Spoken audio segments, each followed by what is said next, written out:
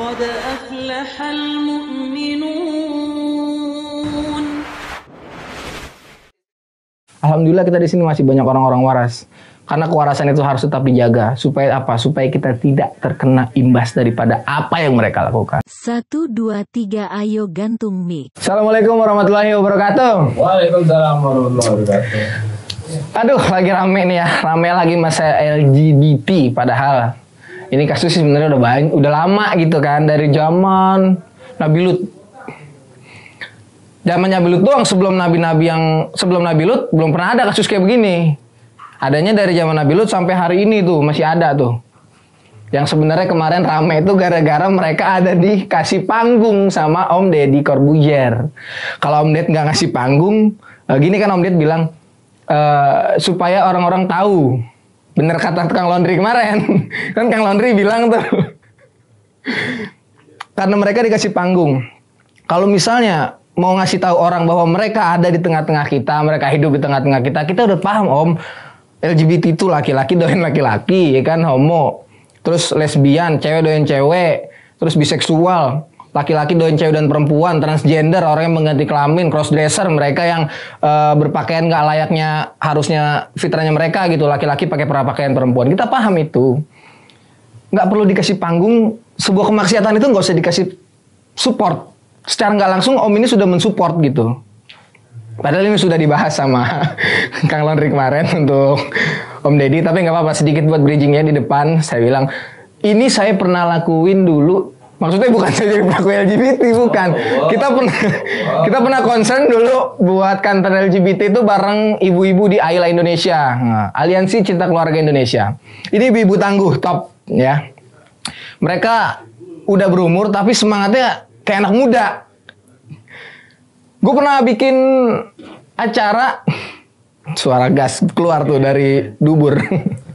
Itu adalah Bikin acara sama mereka itu di salah satu kampus di Bilangan Depok ya. Sebelum acara dimulai, H-1 itu ada kabar ke gue dari panitia bahwa ada penolakan dari salah satu mahasiswa mereka yang ternyata LGBT ya, melambai lah gitu. Gue bilang suruh datang aja orangnya nanti biar diskusi di sana. Jadi biar bisa lah nanti kalau misalnya dia mau diskusi langsung diskusi sama gue atau langsung sama Bunda Suci saat itu yang jadi bintang tamu pemateri dari AILA Indonesia. mau gelut juga bisa. Aduh, kalau bicara gelut gue justru takut kalau misalnya gue dikrek gitu ya kan. Atau salah pegang gitu. Mereka dia mah seneng kalau dikunci kan. Nah akhirnya dia nggak hadir pada hari H. Padahal gue ngarep dia hadir. Jadi biar dia juga tercerahkan. Karena gini, kita memanusiakan dia sebagai manusia. Oke, kita tapi membenci perilaku dia. Ini perlu di garis bawahin nih. Kita nggak benci dia sebagai personal atau dia sebagai manusia. Tapi kita benci yang dia lakuin itu. Kalau emang kita memanusiakan dia sebagai manusia, mestinya kita mengobati. Kita menyembuhkan. Karena di sini ini adalah sebuah penyakit. Allah nggak bakal keliru, Tuhan nggak bakal keliru menciptakan Adam dan Hawa. Kalau Adam diciptakan dengan Jordan, ini kan kekeliruan yang nyata gitu. Atau Lenny dijodohin sama Lisa, itu sebuah kekeliruan dari Tuhan. Tapi Tuhan nggak pernah keliru. Nggak pernah Tuhan keliru ngasih ruh manusia yang laki-laki di badan manusia yang perempuan, itu nggak pernah keliru. Buktinya kenapa? Kenapa gue bilang ini sebuah penyakit? Sam Brody men, dulu dia pernah jadi cewek ya. Dia laki terus jadi cewek, terus dia tobat jadi laki lagi, dan sekarang udah punya anak. Berarti kan ini penyakit, iya nggak sih? Kalau lu mikirnya ini sebuah hal yang normal-normal aja, ini normalisasi, buat gua justru lu nggak memanusiakan dia. Karena memanusiakan manusia dengan membiarkan dia menjadi apa yang sudah ditentukan Tuhan gitu. Oh tapi kan ini kan fitrah dari mana? Tuhan ngasih gua dari kecil kayak begitu.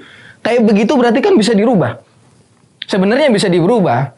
Kita nggak akan nyalahin cara mendidik orang tuanya karena itu akan mungkin menyakiti orang tuanya gitu kan. Mungkin orang tuanya sudah keras sama dia. Kayak contohnya yang kemarin siapa namanya yang diundang? Siapa sih? Sulung ya? Bukan, namanya dari Ragil ya. Ada di YouTube gue lihat nyokapnya itu justru nangis-nangis ngeliat keadaan anaknya kayak gitu. Berarti kan sebenarnya kalau misal mereka para pelaku itu bilang, siapa sih yang mau kayak begini? Orang tua mana sih yang mau kayak begini? Nah, berarti kan ini sebuah ketidakpercayadirian mereka terhadap apa yang menimpa mereka gitu loh. Buktinya siapa sih yang mau? Berarti kan ini tanda tanya. Nggak ada orang tua yang mau anaknya jadi nyimpang kayak gitu. Berarti kan sebenarnya mereka ini ragu sama apa yang mereka ya gembar-gemborkan selama ini, bahwa ini adalah hak asasi manusia, ini adalah pemberian Tuhan karena gue berbeda dari lu dan lu harus menerima. Buktinya kenapa ada pertanyaan? Siapa sih yang mau anaknya jadi kayak begini? Mau nggak kalau ada keluarga Anda? Gue ditanya misal kalau anak lu laki tiba-tiba jadi homo gimana? Gue sembuhin. Tapi nauzubillah jangan sampai. Makanya dari kecil anak gue ajarin menjadi laki-laki, ya kan? Jatuh, bangun, nangis biasa, pukul-pukulan, berantem itu laki-laki gitu.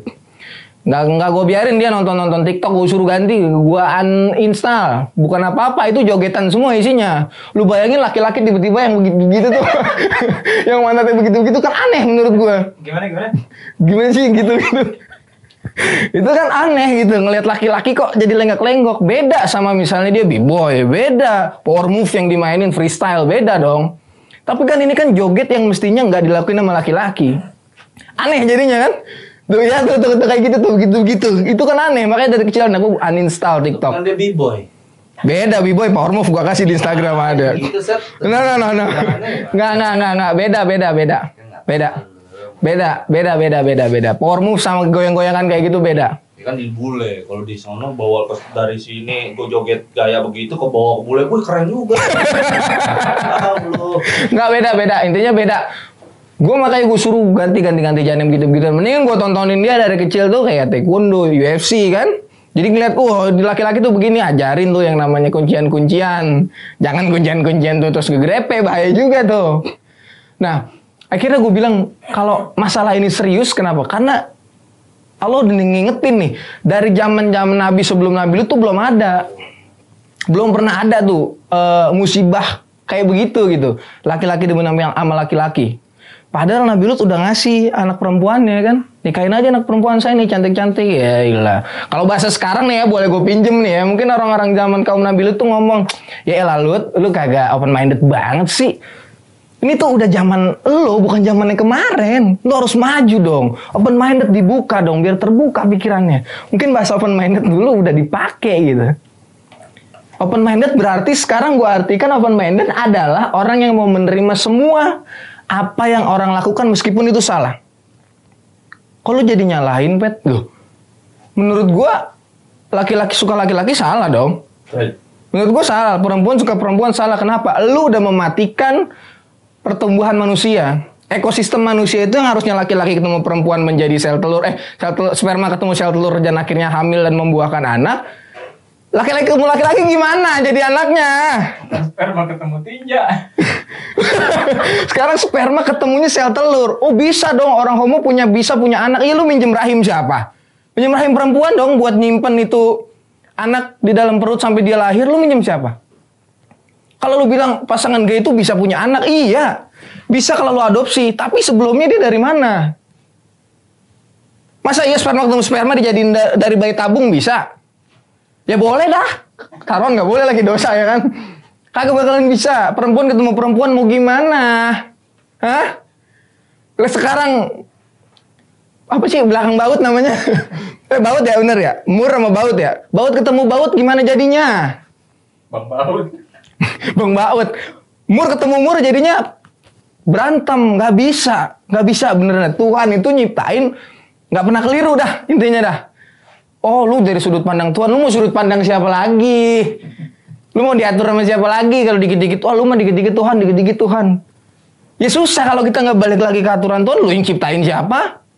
Tapi kan perasaan suka ini, perasaan hati ini diciptain juga sama Tuhan. Lu gila nyalain Tuhan kayak gitu. Ya nggak mungkin Tuhan tadinya ngasih perasaan lu suka sama yang sesama jenis. Enggak, itu tuh nafsu lu sendiri. Nyalain Tuhan. Lu yang nggak boleh nyalain setan, dikit-dikit nyalain setan. Ya kan? Lu dikit-dikit nyalain Tuhan. Karena Tuhan selalu memberikan gue sesuatu yang berbeda. Tolong dong diterima. Nggak bisa begitu, Mali. Nggak bisa begitu. Bukan Bang Mali maksudnya. Bukan Baji. Bukan buat Baji. Ceplosan. Nggak bisa begitu. Tadi yang gue bilang. Lu mau manusiakan manusia, ayo kita cari solusinya apa penyembuhan berarti. Konsultasi sama psikolog, konsultasi sama budayawan, konsultasi sama pakar kesehatan. Gimana tentang kesehatan? Misalnya ya, kita bicara anus itu kan tempat membuang tinja. Ya dong. Ya dong, ketika laki-laki ketemu laki-laki, Anus sama dubur. ya sama aja lah. Laki-laki ketemu laki-laki. Terus anus, Ron. Laki-laki ketemu laki-laki, apa yang mau di dalam hubungan suami istri? Ini itu beda suami istri. Dalam hubungan intim ya kan, hubungan seksual, masuknya kemana? Ke kuping, ke lubang hidung. Kagak bakalan bisa ke belakang, itu buat buang kotoran.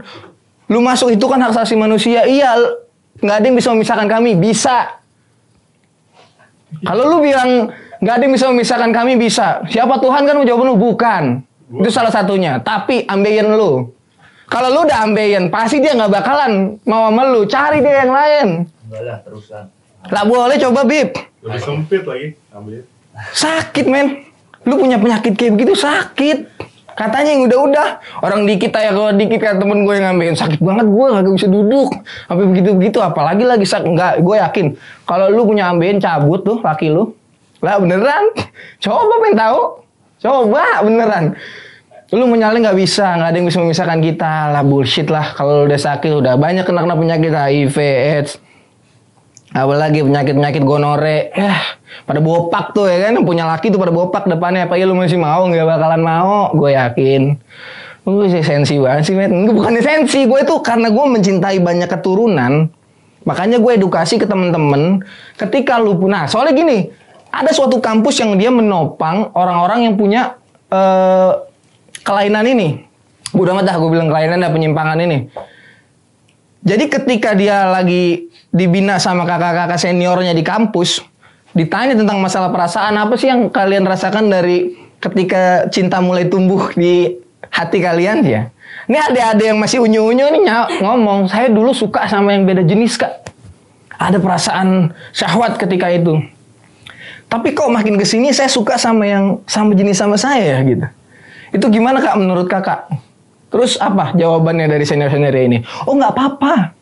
Itu perasaan yang biasa aja, yang normal. Kalau memang itu yang membuat kamu bahagia, maka lakukan. Ini bahaya loh. Bahaya kenapa? Ketika dia disupport sama seperti kasus kemarin Om Deddy mengasih panggung ke orang-orang homo ini, bahaya. Akhirnya diadopsi sama anak-anak ini, oh berarti kayak gitu biasa aja, akan gue terusin kayak gitu. Akhirnya dengan ngelihat laki, dia jadi horny. Dengan ngeliat laki, dia jadi nafsu gitu. Meskipun yang kemarin si Ragil itu ngomong, saya kalau ngeliat perempuan telanjang atau saya dipegang, mungkin saya bakalan diri gitu. Berarti kan masih ada sisi kenormalan dari diri lu ketika disentuh, masih ada ereksi gitu. Ketika lu udah kayak begitu, berarti masih ada sedikit harapan lu buat sembuh. Ya kan? Dan anak-anak ini yang masih unyu-unyu digiring, di framing sama mereka supaya itu perasaan yang biasa aja. Lu harus menerima karena Tuhan telah memberikan lu sesuatu yang berbeda. Menurut gua ini nggak fair. Lu udah satu, lu menyalahin Tuhan. Yang kedua, lu nyalain setan.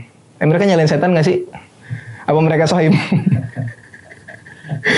Yang ketiga, lu ngebawa orang bikin penyakit, lu nularin. Oh enggak, ini nggak menular. Menular coba aja. Jangan coba deh, kasihan orang. Yang udah aja deh. Orang yang kecilnya pernah jadi korban pelecehan seksual, boleh jadi besarnya dia akan menjadi pelaku kalau dia nggak disembuhkan. Lu inget kasus Reinhardt nggak yang di Inggris? Inggris bener ya? Yang di London.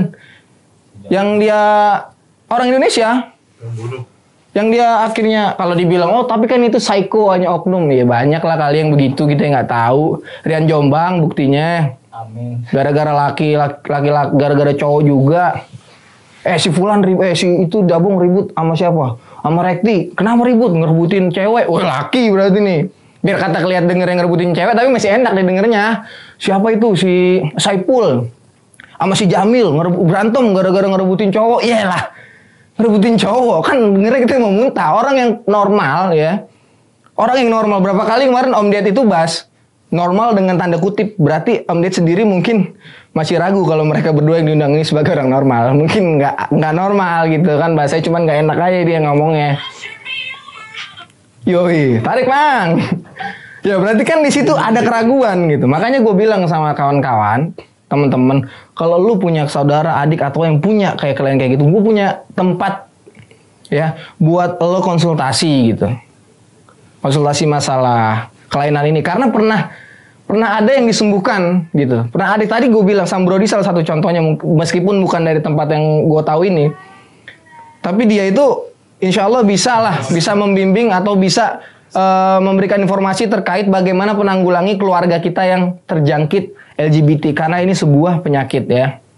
Ini sebuah penyakit karena mereka tidak pada seharusnya kodrat mereka.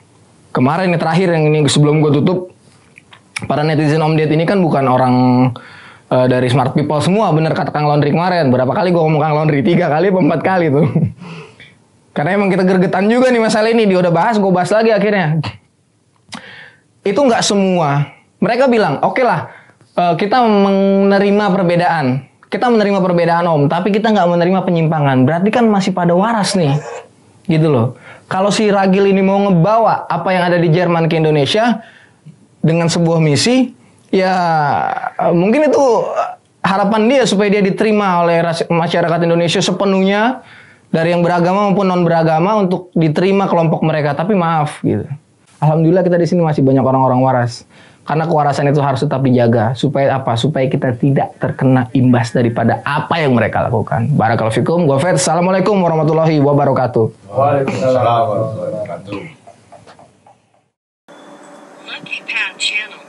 Apa nama channelnya? Lucky Pet Channel, Ustaz. Masya Allah, ajib. Lucky Pet.